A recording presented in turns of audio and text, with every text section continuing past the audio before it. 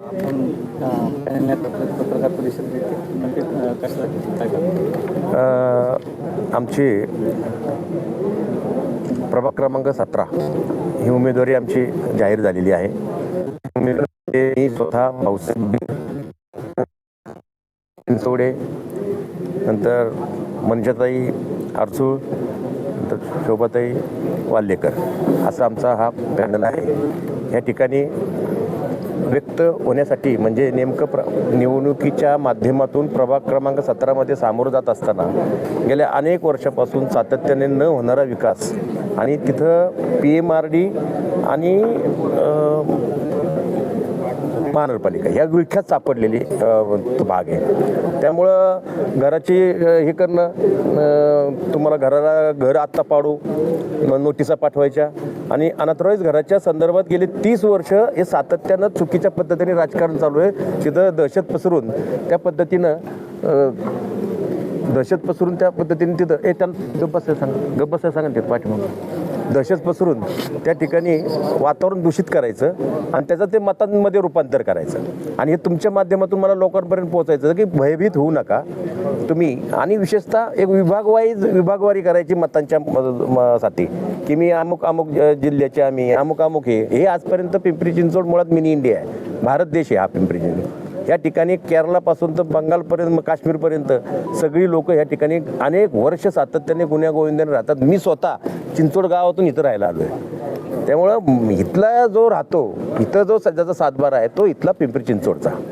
त्यामुळे ते आम्ही अशा पद्धतीने दहशत वातावरण तयार करून, धार्मिक वातावरण तयार करून मतांचं रूपांतर लोकांमध्ये विनाकारण एक काय होतं, अशा पद्धतीतून पिंपरी चिंचवडमध्ये असं कधीच घडलं नाही. इथं सगळ्या प्रकारचे सगळ्या विभागातून आलेले, पार विदर्भापासून आले नगरसेवक झालेले आहेत. इथं असं काही परिस्थिती नाही, पण आम्ही त्यावेळेस त्यांना मतदान केलेलं आहे, त्यांनी आम्हाला मतदान केलेलं आहे. म्हणून हे जे वातावरण दूषित करण्याचं काम चालू आहे ते अत्यंत घातक आहे, भविष्याच्या राजकारणाला देखील घातक आहे आणि ते होऊ नये म्हणून आता आणि कामाच्या नावाने संपूर्ण वाटच लागलेली आहे. संपूर्ण या ठिकाणी पाणी दिवसाआड येते.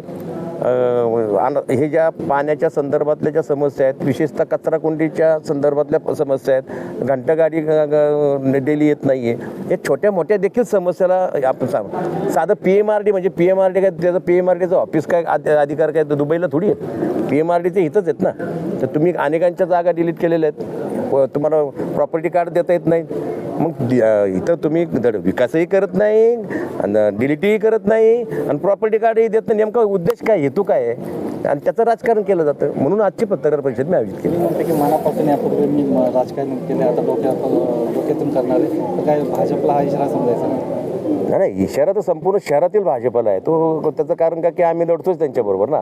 आम्ही आता कोणतीही गोष्ट जी उणीव ज्या होत्या त्या उणीवा कोणत्या ठेवणारच नाही आम्ही. कारण का राजकारणाच्या पद्धतीने उत्तर द्यावं लागतं हे मला थोडा उशिरा कळलं. म्हणून त्यामुळं मी अतिशय साहित्यकला क्षेत्रात असल्या कारणानं काही गोष्टी संयमानं घेतल्या. काही माझ्या सुसंस्कृत स्वभावाला कुठंतरी धक्का पोहोचू नये, माझ्या व्यक्तित्वाला कुठं धक्का पोहोचू नये म्हणून अशा काही गोष्टी मी राजकारण असतं आणि ते क्षेत्र असतं. तर मी थोडं मिक्स झालो होतो. त्यामुळे आता नाही, त्या पद्धतीने माझ्यापेक्षा मी सर्वसामान्य कार्यकर्ता आहे. अजितदादाचा जो चेहरा आहे ना तो आत्ता शहराला आवश्यक आहे हे सांगण्यासाठी मी पत्रकार परिषद घेतलेली आहे. आणि मी नम्र आव्हान करतो मी आपल्या माध्यमातून शहराला, खरंच अजितदादांची गरज आहे ना, या शहरात कर्जबाजारी झालेलं आहे आणि या कर्जबाजारीच्या विळख्यातून जर सोडायचं असेल तर अजितदादाशिवाय अजितदादाच्या चेहऱ्यानं आम्हाला मतदान मिळणार आहे. आम्ही इथं सर्वसामान्य कार्यकर्ते, कारण का शहरामध्ये त्यांचा अंकुश आहे.